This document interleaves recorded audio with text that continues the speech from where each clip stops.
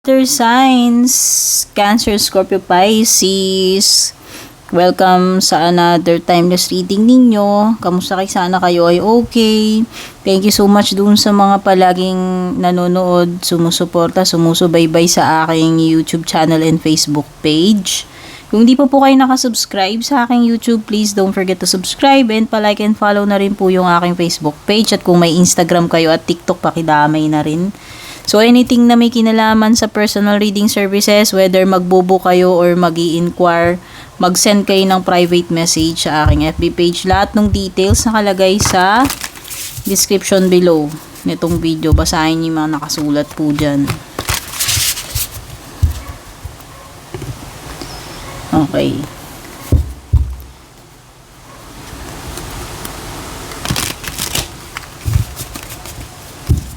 Ano natin, balasahin. Matigas kasi tong cards ko na to, guys. Kaya hirap ako dito. Tapos nagiging ano na siya, yung parang rainbow na ano na siya, kaya binabaliktad ko siya ng nakaharap dun para mabalanse yung shape niya. Okay? Tingnan muna natin ano ba yung overall energy ninyo, water signs. You have the star. Wow! This is Pandora. Doon sa book ko. So, based on this deck. Kasi this is the Mythic Tarot. Hindi ko pa nabasa yung book nito. Pero I believe this is Pandora. Meron ka yatang madidiscover. Basta, may madidiscover ka dito. And this is hope for the future or a wish come true para sa iba sa inyo. Wow. So, pwede rin merong, Aquarius energy.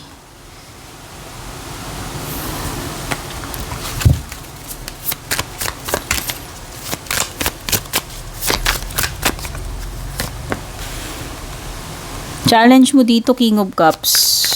Pwedeng ikaw yan. No, pwedeng ikaw, you're having challenges or ikaw mismo may problema ka sa sarili mo. Or meron kang nakakaharap na kapareho mong water sign at yun yung problem mo, yun yung challenge para sa'yo kung sino man itong tao na to. It could be Cancer, Scorpio, Pisces. Or pwedeng ang challenge mo dito, water signs, is how to express itong mga nararamdaman mo. Paano mo sasabihin? Okay, or pwedeng you are having a difficult time na iproseso yung mga nararamdaman mo right now. Pwedeng ganun.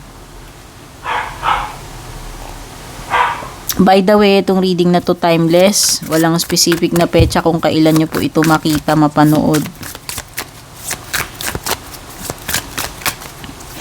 What's next is the Knight of Cups. Strong energy nga. Strong energy ng water signs. Cancer, Scorpio, Pisces. Whether ikaw or may nakakadeal ka. Tapos, meron ding Earth sign, Taurus, Virgo, Capricorn, and Aquarius.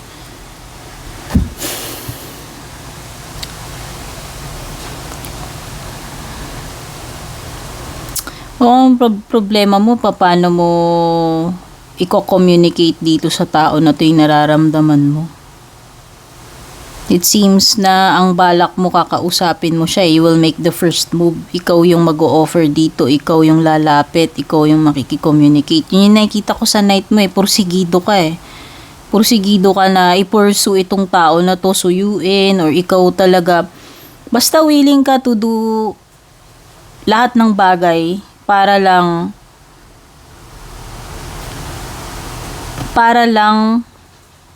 magkaroon kayo ng connection or communication nitong tao na to. Ikaw, kahit na ikaw na yung maunang mag-approach, okay, walang problema sa'yo. Yun yung next na plan mo eh. Nakikita ko pa paano mo sasabihin dito sa person mo na to, yung totoong nararamdaman mo. Yun yung nakikita ko susunod na mangyayari. So, ang challenge mo dito ay paano mo yung mga nararamdaman mo or paano mo i-express sa kanya yung nararamdaman mo. Outcome page. Okay? So, communication to. Messages. Okay, so kung yan yung gusto mong mangyari talaga, although parang yun yung conflict ngayon, yung problema, yung challenge sa iyo, gagawa ka talaga ng paraan, yun yung next na mangyayari. No? Talagang ikaw yung pupunta dito or basta ikaw magre-reach out sa kanya eh. Hindi ko alam kung ano to, romantic ba to pinag-uusapan or hindi, pero pwedeng hindi romantic, no? Basta ikaw yung mag-aano dito, magpapadala ng mensahe sa kanya, ikaw yung pwedeng manuyo, ikaw yung lalapit, no?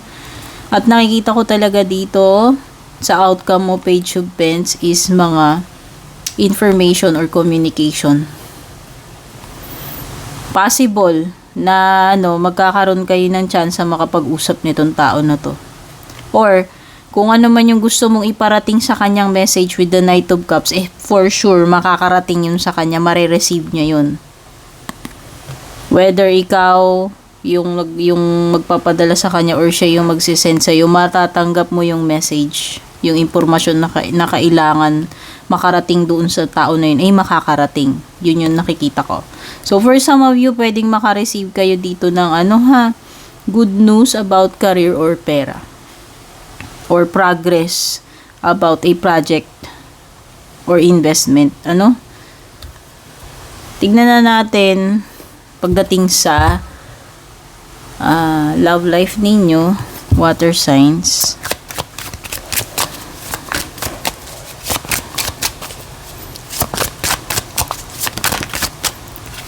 Okay? So, yun na nga kasi may star dito. Possible nga na matutupad yung gusto mong mangyari. So, kung gusto mong makarating sa tao na yan, yung ipapadala mong mensahe o kung ano man, kung gusto mong mag-reach out sa kanya, magkaroon kayo ng time na mag-usap, mukhang matutupad. Kasi andun yung star, wish come true yan eh. And pwede rin na meron ka nga madi-discover dito kung ano man yung matutuklasan mo dyan. Okay, sa love life mo naman, ang overall energy ninyo is new chapter. Ibig sabihin, panibagong chapter na pagdating sa love life mo. Okay, pwedeng alam mo yun, tinatry mo nang mag-move on, tinatry mo nang magsimula uli ng panibagong buhay, panibagong chapter ng love life mo. New chapter. Ayan, trying to move on. No? So, pwedeng iba sa inyo, galing kayo dito sa broken or nasirang love life or love story. At tinatry nyo ng kalimutan or mag-move on. Kumbaga parang ang focus nyo is yung panibagong love life na, no? Panibagong connection or relationship na doon na kayo nagfo-focus, hindi na kayo nagde-dwell doon sa past nyo. Kasi nga, tinatry nyo na ngang talikuran, kalimutan at mag-focus na lang sa panibagong chapter ng love life ninyo.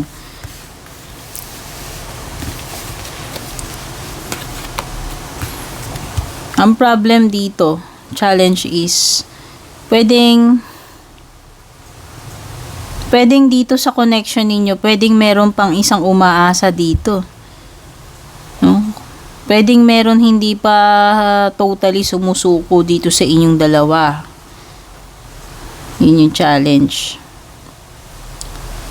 Kung sino man yan. Yung isa, parang tinatry niya na mag-move on, pero parang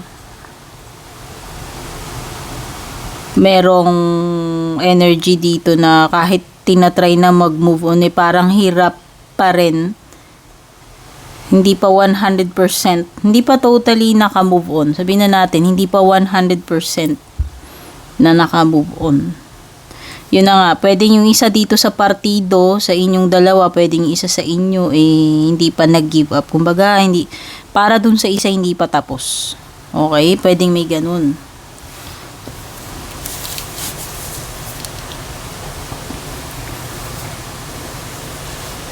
What's next is understanding. Pero parang magkakaroon na kayo ng dito ng Parang magkakaroon na kayo ng ano dito, ng closure or clarity. Kasi parang magkakaroon na ng intindihan. Ayan, no? Parang magiging malinaw or clear na sa inyong dalawa at parang darating kayo dun sa point na magkakaroon na lang kayo ng kasunduan na magiging okay na kung ano man yung pipiliin ninyong path, whether magmumove on na yung isa sa inyo or ano, parang ganun, no? Parang magkakaroon na lang kayo ng agreement yan. Parang darating, yun yung next na mangyayari, na magkakaroon na lang kayo ng agreement and understanding. No? Outcome is forgiveness. Yun na nga. So, pwedeng, kung hindi maganda yung nangyari sa inyo, pwedeng meron ditong hindi siya makaget over hanggat hindi nagkakaroon ng forgiveness. So, yung outcome is, nakikita ko dito, although parang may mutual understanding na kayo na nagpart na kayo ng ways netong person na to, may kulang pa rin, which is yung paghingi ng sorry, pagtanggap ng pagkakamali at magkaroon ng pagkakapatawaran. Yun na lang yung kulang. Pagkatapos nun, magkakaroon na kayo ng peace, ng closure dito sa sa connection na to, no? Pero pero kasi meron dito sa inyo na hangga't hindi kayo nagkakaroon ng pag-amin sa nagawang kasalanan or paghingi ng sorry at hindi pa nagkaroon ng pagkakapatawaran, pwedeng hindi pa makaka-move on yun kung sino man yung tinutukoy dito, no? Ikaw man yan o yung person mo. So, ano yung mga possible na pwedeng paparating pa sa inyo? Water signs, you have fire, strong emotion, passionate love or hate. So, either yan, tinutupo ka or kinoconsume ka netong hate or love. So, sana yung love na lang. Yan ang magko-consume sa'yo. Yan yung kakain sa'yo. Yung nararamdaman mong yan na matindi. Ano mang emotion yan. Pero yun nga, yung binabanggit dito is passionate love or hate.